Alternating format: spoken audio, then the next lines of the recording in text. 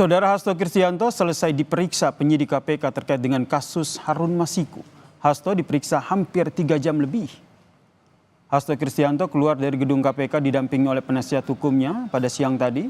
Kuasa hukum Hasto Kristianto bilang Hasto telah diperiksa penyidik terkait dengan 2 kasus saudara, yaitu suap dan juga menghalangi penyidikan kasus Harun Masiku.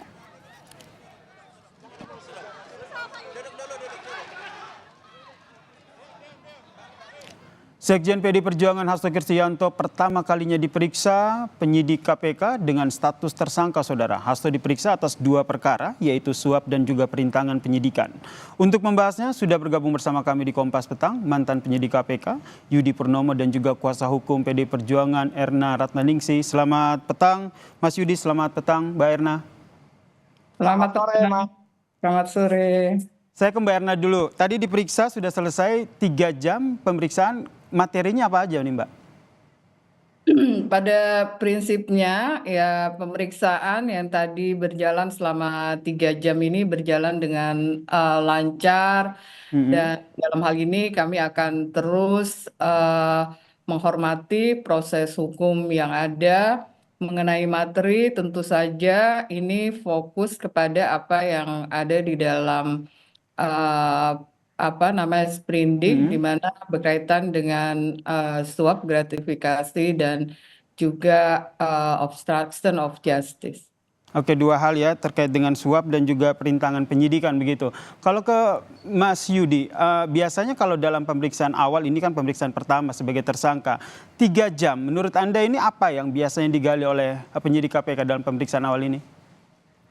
Ya, ini kan pemeriksaan perdana dan kemudian juga tidak dilanjutkan dengan proses penahanan ya. Artinya ya menurut saya tidak banyak yang kemudian dituangkan dalam berita acara pemeriksaan sebagai tersangka yang dilakukan oleh penyidik KPK terhadap yang terperiksa ya, yaitu Pak Hasto. Lagi pula kan tersangka pun juga mempunyai hak untuk mendapatkan berita acara pemeriksaan tersangka. Jadi kan semua sebenarnya sudah jelas di situ. Saya melihat bahwa terkait pemeriksaan kali ini mungkin lebih banyak ke formil ya, apalagi sebelumnya kan Pak Hasto juga pernah diperiksa sebagai saksi ya. Jadi akan lebih banyak merujuk kepada di sana. Kemudian terkait dengan 2 sprindik ya atau 2 kasus yang mendera Pak Hasto tentu ditanyakan ya. Tapi ya karena memang waktunya hanya 3,5 jam ya tentu tidak akan banyak yang dituangkan, tidak akan banyak dokumen yang dikonfirmasi, tidak akan banyak barang bukti yang kemudian ditunjukkan untuk dijelaskan oleh Pak Hasto dan lain sebagainya. Artinya memang ini pemeriksaan perdana oleh penyidik KPK ya tentu kita tunggu ya bagaimana pemeriksaan selanjutnya. Begitu Mas. Ke Mbak Erna tadi ada selain diperiksa tadi 3 jam tadi juga apakah surat pra peradilan ini juga sudah diserahkan kepada penyidik? Tadi sudah kita mengirimkan surat kepada pimpinan KPK berkaitan dengan penundaan penyidikan karena sedang kita nanti pada hari Selasa tanggal 21 Januari 2025 akan disidangkan pra peradilan di Pengadilan Negeri Jakarta Selatan. Permohonannya sudah dikirimkan. Apa jawaban dari pihak KPK soal permohonan ini Mbak Erna? Surat permohonan ini ditolak dan dalam hal ini tim hukum kita akan berkoordinasi dan juga mengevaluasi secara internal. Tapi pada intinya adalah bahwa kami akan fokus di dalam mempersiapkan pra peradilan yang akan berlangsung minggu depan pada hari Selasa. Oke, sebelumnya kalau kita lihat dalam pemeriksaan yang dilakukan oleh KPK juga telah melakukan penggeledahan dan juga ada menyita buku catatan dan juga flash disk. Apakah ini juga digali dalam pemeriksaan tadi? Berkaitan dengan materi pemeriksaan, ya itu di KPK dalam hal ini hanya ada 1 pengacara yang mendampingi dan kebetulan yang mendampingi itu bukan saya, sehingga saya tidak mengetahui secara detail berkaitan dengan apakah ada berkaitan pertanyaan-pertanyaan yang terkait dengan penggeledahan tersebut. Termasuk sebenarnya kan publik juga ingin jadi bertanya-tanya sebenarnya di flash disk dan juga buku catatan itu isinya apa, Mbak Erna?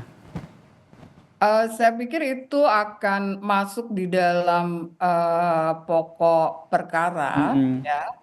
Kalau yang proses yang sekarang kita hadapi dan kita sedang fokus untuk menyiapkan dari tim hukum adalah mengenai persiapan pra-peradilan, di mana yang difokuskan adalah mengenai mekanisme atau prosedur secara formil berkaitan dengan sah atau tidaknya penetapan tersangka. Jadi mengenai materi ini nanti ada proses tersendiri. Oke, masih mengenai materi masih proses tersendiri dan juga fokus kepada peradilan. Saya ke Mas Yuda. Mas Yudi, kalau dilihat itu biasanya dalam pemeriksaan pertama apakah bukti yang sudah disita seperti flash disk dan buku catatan dari Hasto ini juga langsung ditanyakan atau digali isinya apa? Ya, memang tergantung dari waktu ya yang didapatkan oleh penyidik untuk melakukan pemeriksaan, dan tergantung juga dari penyidik pada pemeriksaan perdana itu mau menanyakan tentang apa. Karena ketika memeriksa seorang tersangka, tentu penyidik sudah membaca berita acara pemeriksaan saksi-saksi ya, yang kemudian akan dikonfirmasi kepada Pak Hasto ataupun barang bukti ataupun alat bukti. Tetapi ya menurut saya dalam waktu 3,5 jam dalam proses interogasi gitu ya, akan sangat sulit ya hal-hal yang didapatkan. Apalagi tadi saya katakan ya, ini kan juga tidak ada proses penahanan, kemudian juga lagi ada proses pra-peradilan.